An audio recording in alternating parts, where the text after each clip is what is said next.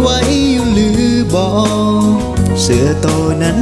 ที่เซ็นให้กันก่อนจากลามีแต่หอยยิ้มหูเก่าที่เคยถ่ายกันมาจำได้บอกว่าในภาพนั้นมีไผแดงวันเวลาผ่านเลยแต่ยังบ่เคยจะลืมเลือนเปรียบดังเหมือนทุกอย่างที่เกิดขึ้นในมื้อวานขอเสียงทุกคนที่คิดฮอดหมอเจ็ดฟังใจอยู่ใส่ผู้ใดที่คิดฮอดแฟนเก่าตอนนั้นหรือยังได้ใช้ชีวิตร่วมกันยินดีนำเด้อคิดทอดกินซอขาวสาวเปียกผมห้องเฮียนบ่มีพัดลมก็ยังตั้งใจศึกษา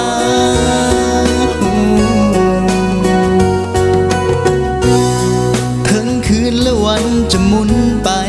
5 ปี10 ปีพันคืนหมื่นวันนับจากนี้หากเก่าเหล่านั้นมันยังจำฝังใจบอกเคยลืมติดอยู่ในใจสิ่งดีๆชีวิตมอบไปมิตรภาพเหล่านั้นมันยังจำบ่ลืมเลือนเปรียบดังเหมือนทุกอย่างที่เกิดขึ้นในมื้อวา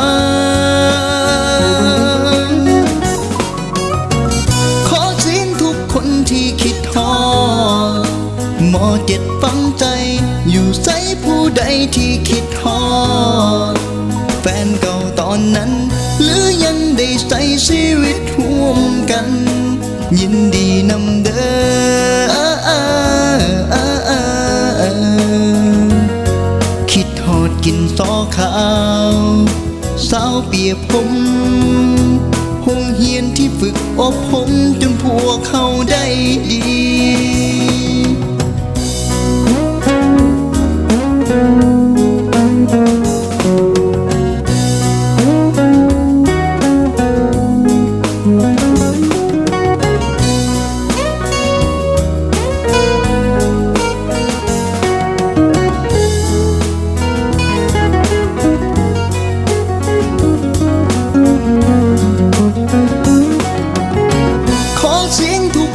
ที่คิดฮอดหมอเจ็ดฟังใจ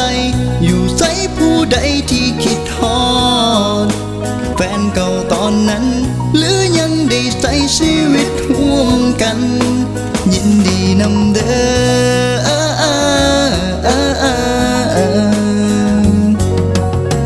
ขอเสียงทุกคนที่คิดฮอด